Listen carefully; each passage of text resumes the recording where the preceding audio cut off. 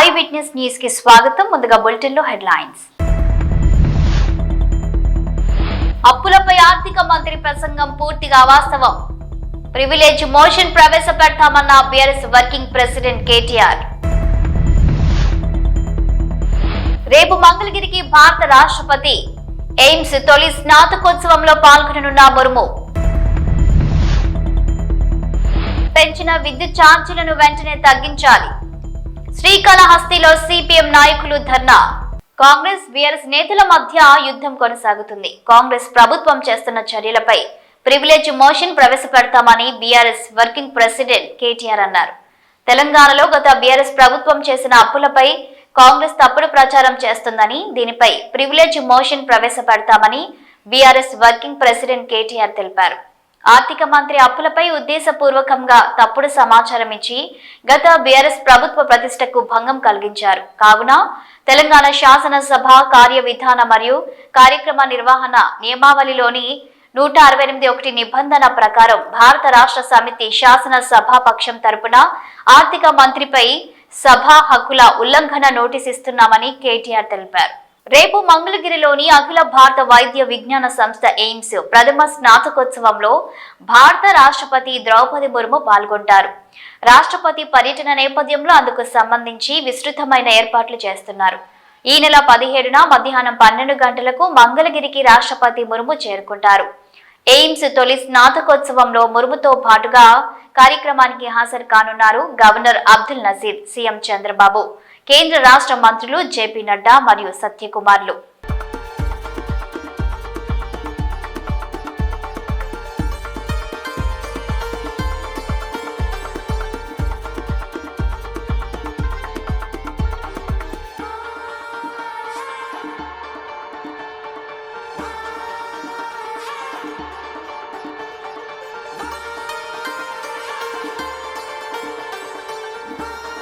శ్రీకాళహస్తిలో CPM నాయకులు విద్యుత్ ఛార్జీలకు నిరసనగా ధర్నా నిర్వహించారు. కూటమి ప్రభుత్వం అధికారంలోకి వస్తే విద్యుత్ ఛార్జీలు తగ్గిస్తామని హామీ ఇచ్చి అమలు చేయలేదని ధ్వజమెత్తారు. మరోసారి ట్రూ యాప్ ఛార్జీలు విధించడం దారుణమన్నారు. విద్యుత్ బిల్లులను తగలబెట్టి నిరసన తెలిపారు. కూటమి ప్రభుత్వం విద్యుత్ ఛార్జీలను తగ్గిస్తామన్న హామీ అమలు చేయాలని డిమాండ్ చేశారు. వైసీపీ ప్రభుత్వము 5 సంవత్సరాలలో దాదాపు 37,000 కోట్ల రూపాయలు కరెంట్ ఛార్జీలతో ప్రజలపైన భారాలు వేయడం జరిగింది. అయితే ఈరోజు కూటమి ప్రభుత్వము 8 నెలలకే 17,000 కోట్ల రూపాయలు బస్ ఛార్జీల పేరుతోటి ప్రజలపైన భారాలు వేస్తూ ఉన్నారు. అదేవిధంగా ఈరోజు నిత్యావసర వస్తువుల ధరలన్నీ కూడా 30-40% పెరుగుతూ ఉన్నాయి. అంటే ఈరోజు కూటమి ప్రభుత్వము గత ఎన్నికల్లో ఇచ్చినటువంటి వాగ్దానాన్ని పూర్తిగా కన్నులు పెడతా ఉంది. ధరలు అదుపు చేస్తాము. అప్పుడు వైసీపీ ప్రభుత్వం ధరలు పెంచినప్పుడు బాధులని రాష్ట్ర వ్యాప్తంగా పెద్ద ఎత్తున ఉద్యమాలు చేశారు.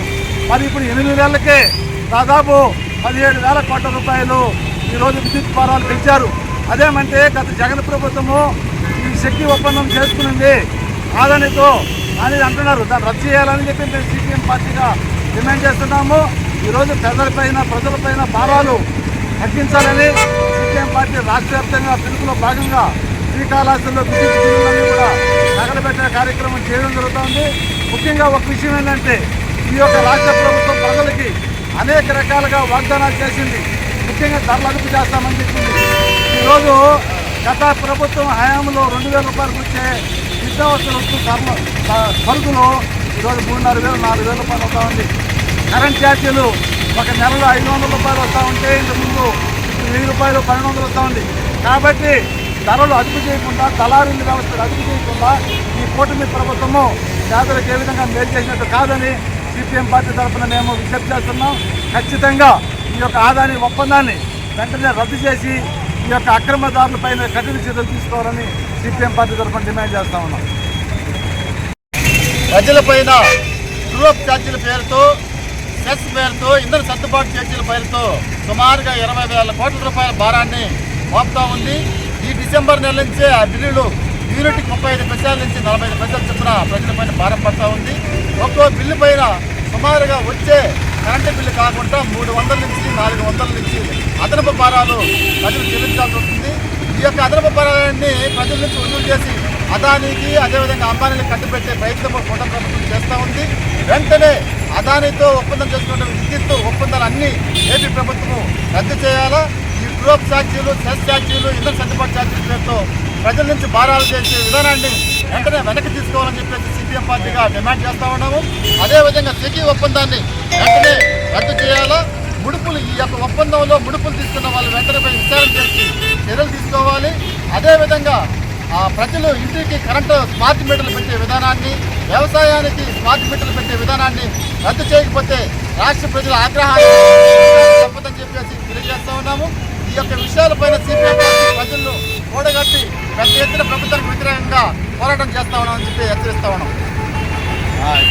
స్వచ్ఛందంగా సాగునీటి ఎన్నికల్లో పాల్గొనాలనుకున్న రైతులను టీడీపీ నాయకులు దౌర్జన్యంగా అడ్డుకున్నారని వైసీపీ మాజీ మంత్రి చెల్లుబోయిన వేణుగోపాలకృష్ణ ఆరోపించారు.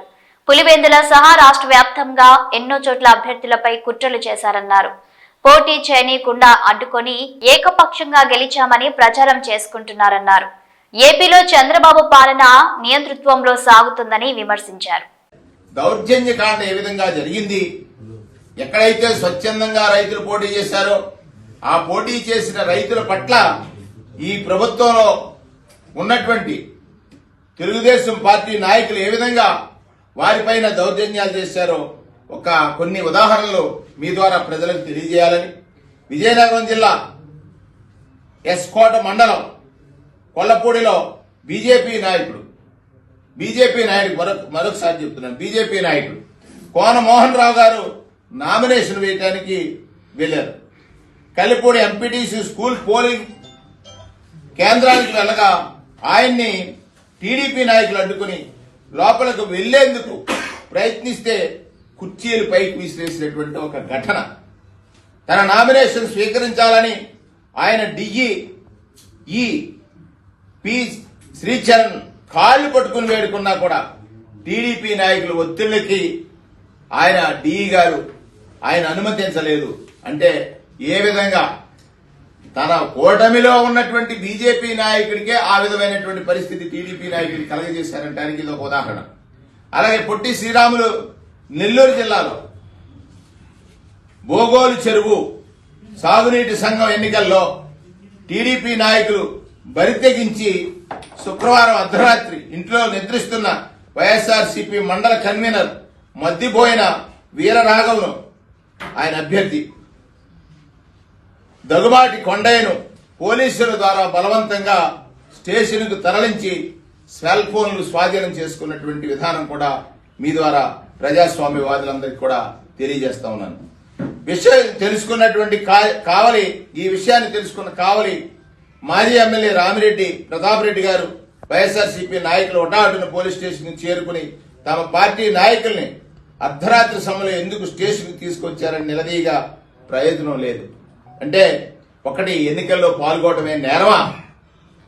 ఎన్నికలు ప్రకటించిన తర్వాత ఎన్నికల్లో అభ్యర్థులు పాలు పంచుకుంటారని తెలిసి వారిని పోలీస్ స్టేషన్లో బంధించడానికి ఇది ఒక ఉదాహరణగా మీ ముందు మీ ద్వారా ప్రజాస్వామ్యవాదులందరికీ కూడా తెలియజేస్తా ఉన్నాను. కృష్ణా జిల్లా బంటుమిల్లి మండలం పెందుర్రు ప్రాదేశిక నియోజకవర్గానికి సంబంధించిన నామినేషన్ పత్రాల్ని చించేసినటువంటి ఒక ఘటన జరిగింది. అలాగే ప్రకాశం జిల్లాలో కొమరోలు మండలంలో తన మాట వినలేదని తెలుగుదేశం పార్టీ వర్గీయులు రైతులపై అక్రమ కేసులు పెట్టినటువంటి విధానాన్ని కూడా మీ ద్వారా ప్రజాస్వామ్యవాదులకి వివరించదలిచాను. విజయనగరం జిల్లా బొబ్బిలి మండలంలో కోమటిపల్లిలో ఓటర్లు ఆందోళనకు దిగారు. 300 మంది ఓటర్లుంటే కేవలం 12 మందిని మాత్రమే లోపలికి ఎలా అనుమతిస్తారని పోలీస్ స్టేషన్ వద్ద ధర్నా చేసినటువంటి ఒక ఘటనను కూడా ప్రజాస్వామ్యవాదులందరికీ కూడా మీ ద్వారా వివరిస్తా ఉన్నాను. అనంతపురం జిల్లా ఎల్లనూరు మండలంలో పులివెందల బ్రాంచ్ కెనాల్ పీబీసీ సాగునీటి సంఘానికి నామినేషన్ వేయకుండా జడ్పీటీసీ సభ్యుడు భోగతి ప్రతాప్ రెడ్డిని పోలీసులు అడ్డుకున్నారు. మడకశిర మండలం కల్లపర్రిలో పోటీలో ఉన్న అభ్యర్థులను పోలీసులు అడ్డుకున్నటువంటి విధానాన్ని కూడా మీ ద్వారా ప్రజాస్వామ్యవాదులకి వివరిస్తా ఉన్నాను. తిరుపతి జిల్లా చిల్లకూరు మండలం తోనుకుమాల చెరువులో సంబంధించినటువంటి పోటీలో రైతులు చక్రపాణి రెడ్డిని అడ్డుకొని దాదాపు జిల్లా అంతటా అడ్డుకోవడంతో పాటు జిల్లా అంతటా కూడా కూటమి నాయకులు చెప్పిన విధంగానే ఇరిగేషన్ శాఖ అధికారులు నడుచుకున్నారనేటువంటిది మీ ద్వారా ప్రజాస్వామ్యవాదులకి వివరిస్తా ఉన్నాను. నెల్లూరు జిల్లా కుతికిపాలెంలో టీడీపీ నేతలు అరాచకాలు చేశారు. పద్మమ్మ అనే మహిళా రైతు గెలిచిన టీడీపీ తెలుగుదేశం పార్టీకి చెందినటువంటి శ్రీనివాసరెడ్డి గెలిచినట్లు అధికారులు ప్రకటించారు. ఇంకా ఒక అడుగు ముందుకేసి ఒక అధికారి అయితే, నువ్వు మాజీ ఎమ్మెల్యే అయితే మాకేంట్రా, నువ్వు మాజీ ఎమ్మెల్యే అయితే నాకేంట్రా అనే విధంగా, రేయ్ నన్నేమీ చేయలేవు, ఏం చేస్తావురా అని అక్కడ బూతులు, అంటే వినకూడనటువంటి మాటలు 4 సార్లు ఎమ్మెల్యేగా గెలిచిన ఎమ్మిగనూరు మాజీ శాసనసభ్యుడు చెన్న కేశవరెడ్డి గారిని కన్నూరు సిసిఎస్ సిఐ ఇబ్రహీం గారు దుర్భాషలాడినటువంటి విధానం ఇది ప్రజాస్వామ్యవాదులకి మీ ద్వారా వివరించదలిచాను. ఆంధ్రప్రదేశ్ లో వైఎస్ఆర్ కాంగ్రెస్ పార్టీ నాయకుల కిడ్నాప్ పరంపర కొనసాగుతుంది. తమ వైఎస్ఆర్ కాంగ్రెస్ నాయకులను అర్ధరాత్రి పోలీసులు కిడ్నాప్ చేశారంటూ మాజీ మంత్రి సీదిరి అప్పలరాజు పోలీస్ స్టేషన్ ఎదుట ధర్నాకు దిగారు. బాధితులను తక్షణమే అప్పగించాలని డిమాండ్ చేస్తున్నామన్నారు మాజీ మంత్రి సీదిరి అప్పలరాజు.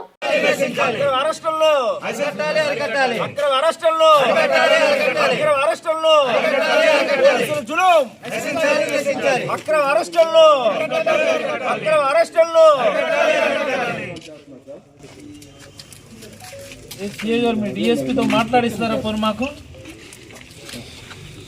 అది పలాసగడ్డ మున్సిపాలిటీ చిన్నబరం. చల్లారులో అయ్యప్ప స్వామి మహాపడి పూజలో పాల్గొన్న ప్రభుత్వ whip Aleru MLA Beerla Ailayya.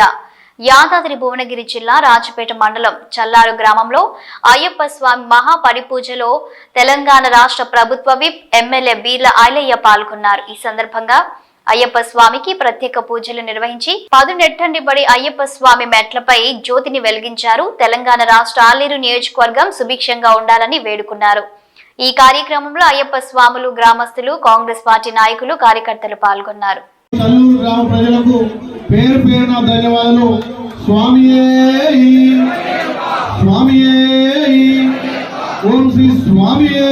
Shed నిర్మాణం చేయడం జరిగింది. తప్పకుండా ఏదైనా మీ వెంచర్ లో 10% ల్యాండ్ లో జాగా ఉండే దానికి షెడ్ నిర్మాణం కూడా చేస్తానని చెప్పి నేను మాట ఇస్తున్నా. నేను కూడా అయ్యప్ప భక్తులే, కాకపోతే ఇప్పుడు వీలుగా కేయడం లేదు. కానీ 10 సంవత్సరం పోకుండా నేను 20 సార్లు మాలేసి 2 సార్లు పెద్దమాల చేసిన, ఒకసారి జ్యోతికి 2 సార్లు జ్యోతికి పోయినా, ఒకసారి మొదటి మాలనే విషు అంటే ఏప్రిల్ 14 విషుకు పోయినా పెద్దమాల చేసినప్పుడు. ఇలా పెద్దమాల చేసిన ఉన్నారా? ఎంతమంది చేయలేరు? ఎవరై మన మాల ఎందుకు ఈ బాధ ఏడిచిన మళ్ళీ పోయి దిగి రాగానే మళ్ళీ అనిపించింది, మళ్ళీ పోయి సంవత్సరం అంటే ఆ స్వామి ఆశీస్సులే అన్ని సాధ్యమైనాయి. కాబట్టి తప్పకుండా స్వాములకు చల్లూరులో షెడ్ నిర్మాణం చేస్తా. అందరు గ్రామ పెద్దలను అడిగి ఎక్కడైతే ఊరికి పక్కన ఉంటే బాగుంటుంది, ఊర్లో సాంక్షన్ అయినా ఏదైనా మంచి చెడైనా మీరు ఊరు బయట ఉంటే బాగుంటుంది. కాబట్టి అలాంటి ప్లేస్ మీ గ్రామ పెద్దలు నిర్ణయిస్తే నా సొంత ఖర్చులతో షెడ్ నిర్మాణం చేస్తానని చెప్పి నేను మీకు మాటిస్తున్నాను. రోజు రోజుకి కూటమి ఆగడాలు శృతిమించుతున్నాయని 2 రోజుల క్రితం రివర్ వ్యూ అన్న రెస్టారెంట్ అతిక్రమణలు చేసింది. చట్ట విరుద్ధంగా ఉంది అన్న పేరుతో ఆ రివర్ వ్యూ రెస్టారెంట్ ను కూలగొట్టడానికి వచ్చినప్పుడు అధికారులకు అన్ని చట్టబద్ధంగా ఉన్నాయి, ఎటువంటి అతిక్రమణలు లేవు అని అక్కడ మాజీ ఎమ్మెల్యే బియ్యపు మధుసూదన్ రెడ్డి బైఠాయిస్తే ఆయన అధికారులను దుర్భాషలాడినట్లుగా కేసు మోపి ఆయనను అరెస్టు చేయాలన్న ప్రయత్నం చాలా అభ్యర్థనారకమని అన్నారు మాజీ ఎమ్మెల్యే, మాజీ టీటీడీ చైర్మన్ భూమన కరుణాకర్ రెడ్డి. రోజు రోజుకి శృతి మించుతున్నాయి. 2 రోజుల క్రితం కాళహస్తిలో రివర్ వ్యూ అన్నటువంటి రెస్టారెంట్ అతిక్రమణలు చేసింది, చట్టవిరుద్ధంగా ఉంది అన్న పేరుతో ఆ రివర్ వ్యూ రెస్టారెంట్ను కూలగొట్టడానికి అధికారులు వచ్చినప్పుడు అన్నీ చట్టబద్ధంగానే ఉన్నాయి, ఏ తప్పు లేదు, పనిగట్టుకొని కక్ష సాధింపుతో దీన్ని కోల్చటానికి వస్తున్నారోనని మాజీ శాసనసభ్యుడైనటువంటి బిఎం మధుసూదన్ రెడ్డి గారు అక్కడ బైఠాయిస్తే ఆయన అధికారులను తీవ్రంగా దుర్భాషలాడినట్టుగా కేసు మోపి ఈ రోజున ఆయన్ని అరెస్ట్ చేయడానికి ప్రయత్నాలు చేయటం అన్నది చాలా అభ్యంతరకరమైనటువంటి విషయం. ఇలా చట్ట వ్యతిరేకంగా ఉన్నటువంటి కట్టడాలను కూల్చాలనుకుంటే సగం కట్టడాలని కూల్చాల్సినటువంటి అవసరం ఉన్నది. పని కట్టుకొని మనకు వ్యతిరేకంగా ఓటు వేశారు, మనకు వ్యతిరేకంగా ఓటు వేసినటువంటి వాళ్లకు ఆశ్రయం ఇస్తున్నారు అని తమకు అనుకూలంగా లేనటువంటి వ్యక్తుల మీద, సంస్థల మీద ఈ రకంగా కక్ష సాధింపు చర్యలకు దిగేటువంటి ప్రయత్నం చాలా తప్పిదం. మధుసూదన్ రెడ్డి గారు అక్కడ చాలా యాక్టివ్గా ఉన్నారు కాబట్టి, ప్రస్తుత ప్రభుత్వానికి వ్యతిరేకంగా గట్టిగా పోరాటం చేయాలా అని నిశ్చయించుకున్నాడు కాబట్టి ఆయన మీద ఉద్దేశపూర్వకంగా అధికారులను దుర్భాషలాడినారు అనేటువంటి నెపం మోపి ఆయన మీద తప్పుడు కేసు బనాయించటాన్ని వైఎస్ఆర్ కాంగ్రెస్ పార్టీ తీవ్రంగా వ్యతిరేకిస్తున్నది. ఇది ఒక కాళహస్తికే పరిమితి కాలేదు, ప్రతి చోట ఇదే రకంగా తమకు నచ్చనటువంటి వ్యక్తుల మీద, సంస్థల మీద ఈ రకంగా వాళ్ళ మీద ఏదో ఒక రకమైనటువంటి దుష్ప్రచారాన్ని చేసి వాళ్ళు తప్పుడుగాళ్ళు అని మొదట ప్రచారం చేసి వాళ్ళ మీద కేసులు బనాయించేటువంటి కార్యక్రమాలు చాలా పెద్ద ఎత్తున జరుగుతున్నాయి. ఇది ప్రజాస్వామ్యంలో ఏమాత్రము కూడా సరైనటువంటి చర్యలు కావివి.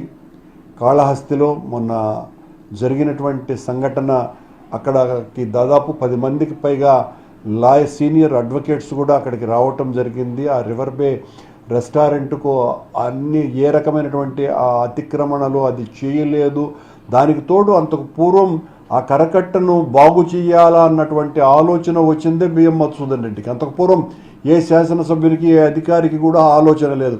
ఇతను దాన్ని మరొక వేగా వచ్చేటువంటి యాత్రికులకు, రాకపోకలకు బాగుంటుందేనని ఒక నిర్ణయం తీసుకొని ఆయన తీసుకున్నటువంటి మంచి ప్రయత్నం అది. దానికి మూల్యం చెల్లించుకునేదానికి మధుసూదన్ రెడ్డి గారికి అనుకూలంగా ఉన్నటువంటి ఆ రివర్ వ్యూ రెస్టారెంట్ వాళ్ళ మీద కసి తీర్చుకునేటువంటి కార్యక్రమంగా ఇది మారటం, దానికి తోడు బిఎం మధుసూదన్ రెడ్డి గారి మీద ఈ రకంగా కేసు బనాయించటాన్ని తీవ్రంగా ప్రతిఘటిస్తున్నాం, వ్యతిరేకిస్తున్నాం. ఇది తప్పుడు సంకేతాలు ఇస్తోంది ప్రభుత్వం అని తెలియజేస్తున్నాం. The Vijayawada book festival committee ఉప ముఖ్యమంత్రి బుక్ ఫెస్టివల్ కు రావాల్సిందిగా ఆహ్వానం అందించింది.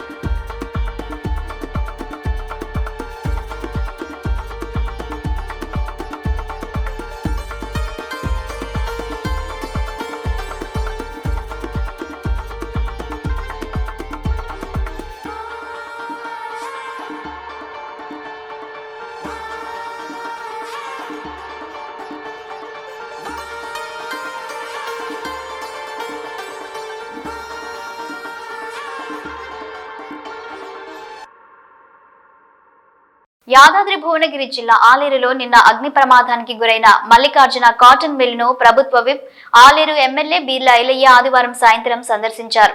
ఆలేరు మండలంలోని మల్లికార్జున కాటన్ మిల్లులో శనివారం మధ్యాహ్నం భారీ అగ్ని ప్రమాదం జరిగింది. పెద్ద ఎత్తున విలువైన పత్తి దహనం కావడంతో ఆదివారం రోజు తెలంగాణ రాష్ట్ర ప్రభుత్వ విప్ ఆలేరు ఎమ్మెల్యే బీర్ల ఐలయ్య ఆ మిల్లును సందర్శించారు. ప్రమాదం ఏ రకంగా జరిగిందో అడిగి తెలుసుకున్నారు. ఈ కార్యక్రమంలో కాంగ్రెస్ పార్టీ నాయకులు పాల్గొన్నారు.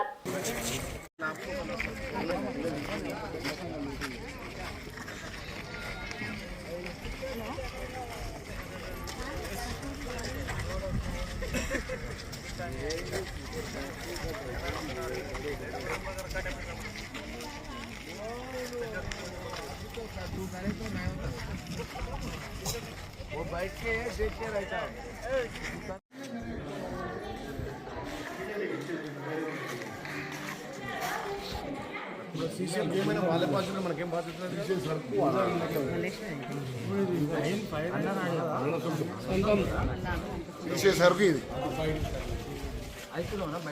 ఇదేమో 28 గ్రామ పంచాయతీ సిబ్బంది జీవితాలతో ఆడుకునే ప్రతిపక్ష పార్టీలు సమస్యలను అదునుగా చేసుకుని ప్రభుత్వం మీదికి సమ్మె రూపంలో ఉసిగొల్పుతుందని గ్రామ పంచాయతీ కారోబార్ తెలంగాణ రాష్ట్ర అధ్యక్షుడు సాదుల శ్రీకాంత్ ఆరోపించారు. అందరూ ఇలాంటి విషయాల్లో జాగ్రత్తగా ఉండాలని కేబినెట్ మంత్రులందరినీ కలిసి సమస్యలు వివరించామని, ప్రజాప్రభుత్వం త్వరలోనే వాటిని పరిష్కరిస్తుందని ధీమా వ్యక్తం చేశారు. తొందరపాటు నిర్ణయాల వల్ల భవిష్యత్తు నాశనం అవుతుందని, ప్రతిపక్షాలు తమ మనుగడ కోసం మనల్ని పావులుగా చేసుకుంటుందన్నారు. తెలంగాణ రాష్ట్ర వ్యాప్తంగా గ్రామ పంచాయతీలో పనిచేస్తున్న కారోబార్లు, బిల్ కలెక్టర్లు మరియు సిబ్బంది అందరికీ నమస్కరించి తెలియజేయడం ఏమనగా, మన ప్రజాప్రభుత్వం అనగా కాంగ్రెస్ ప్రభుత్వాన్ని ఇరుకున పెట్టడానికి మనల్ని ప్రభుత్వం మీదకి ఉసుగొలిపి మన జీవితాలతో ఆడుకునే ప్రయత్నం ఈ ప్రతిపక్ష పార్టీలు చేస్తున్నాయి.